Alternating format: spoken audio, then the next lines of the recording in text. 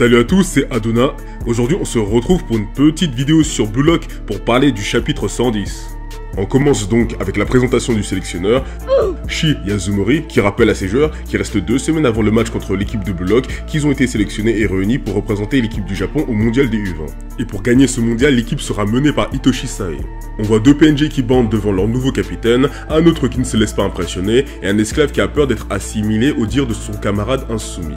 Un des PNJ bandeurs d'hommes se demande qui est le nouveau joueur qui les a rejoints avec Sae en parlant de Shido. D'ailleurs, petit plan sur lui qui n'en a rien à foutre de ce qui se passe dans la salle. Le sélectionneur fait un petit discours sur l'honneur de représenter les U20, tout ça, bref, on s'en bat les couilles et...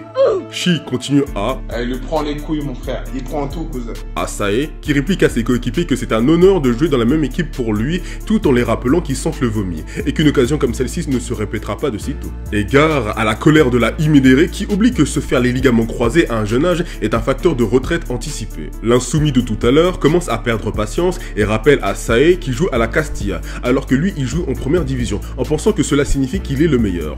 Sae répond qu'être le meilleur buteur du Japon, être titulaire, prendre 400K par an, se faire une pute pour avoir une famille de fils de pute serait le Graal pour un fuckboy comme lui. Alors que Sae, son ambition c'est un ballon d'or chaque année ou rien pour le reste de sa carrière. Il rappelle que si ce sont les biens matériels qui le motivent à être le meilleur, alors il est déjà mort dans le film. Il n'a qu'à s'arrasseoir car le cours du professeur Sae n'est pas encore terminé. L'insoumis a mal compris la leçon, c'est pour ça que Shido lui écrase la tête contre la table pour lui apprendre la vie.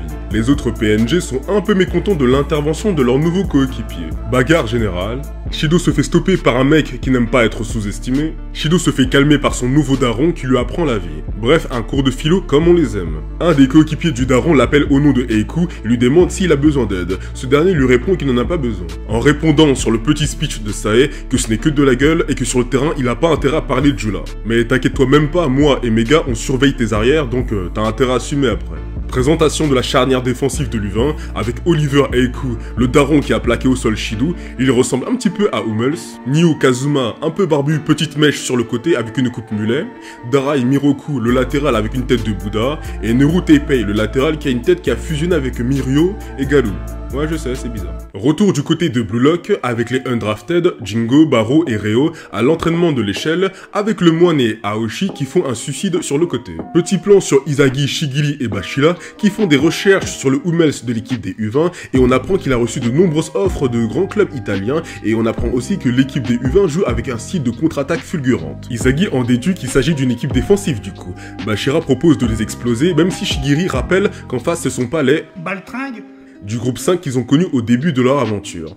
Ego rappelle que c'est la pause. Izagi ressasse le moment où il a eu ce flow qui l'a permis de faire la différence lors de son dernier match. Et c'est là qu'il aperçoit Rin sur le côté qui continue à taffer ses jambes d'acier. Izagi l'interpelle en disant que c'est la pause et Rin lui répond « Je ne viens pas. Ah ben non, je ne viens pas. » Rin est le seul qui semble prendre au sérieux l'exceptionnel événement de rencontrer cette Imidere de Sae sur le terrain. Izagi est impressionné par sa détermination et lui tend une gourde pour qu'il reprenne des forces. Il insiste à Rin de s'arrêter et de reprendre des forces, car si jamais il se cassait quelque chose, ça lui ferait vraiment chier. Rin répond à Izagi que c'est un truc de faiblard, que ce dernier lui dit de la fermer, tout en songeant que c'est la première fois qu'on voit Rin dans cet état. Bah oui, moi j'ai jamais vu boire Rin dans un biberon, et vous ? Bref, Ego appelle à l'intention de ces diamants bruts que l'entraînement de l'après-midi va bientôt commencer, qui doivent se rassembler à la salle de réunion. Ego commence la réunion en disant que l'objectif du premier jour était de réveiller leur corps, et que la suite a pour objectif de faire de même pour leur cerveau, car il va parler de l'équation du miracle. Oui, ils vont en avoir besoin pour battre une équipe avec à leur tête l'un des 11 mondial de sa catégorie. Ego va leur apprendre le phénomène du flow, cette chose indispensable pour qu'ils deviennent les meilleurs attaquants au monde.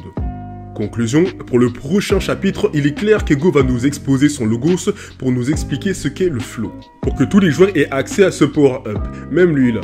Donc j'imagine que tous ceux qui ne pourront pas sentir ce flow ne feront pas partie des 23 sélectionnés. Pour moi c'est sûr, seuls ceux qui ont faim comme l'a montré Izagi seront sélectionnés, comme Balou, le moine, et oui, faut pas sous-estimer cet enfoiré, et même si je l'aime pas, Reo aussi. Après, est-ce que Ego va faire des exceptions pour valider des role-players au potentiel qui pourraient faire la différence, surtout au milieu de terrain, là où les U20 n'ont que des PNJ? Peut-être. En tout cas, nous arrivons à un nouveau stade de l'évolution du personnage de Rin, qui est plus que sous pression. Va-t-il répondre au présent comme chaque grand joueur le font, ou sortir complètement de son match pour foutre la merde et se faire remplacer par un autre numéro 9?